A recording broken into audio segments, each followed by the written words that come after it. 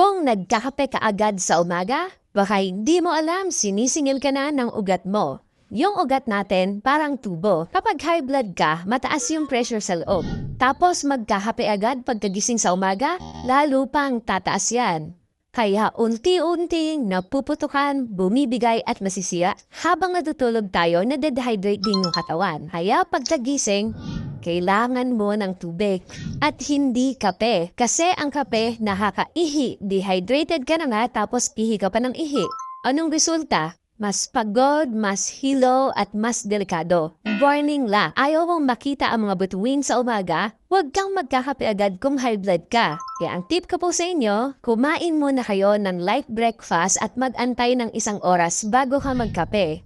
Para mas less ang BP spike at mas stable ang energy. Kung kaya, mag-decaf ka na lang. Umitahan ang 1 cup ng coffee sa umaga, huwag yung sunod-sunod. I-track ang blood pressure mo bago at pagkatapos magkape. Share mo to sa kaibigan mong ayaw makinig sa doktor pero takot sa ambulansya.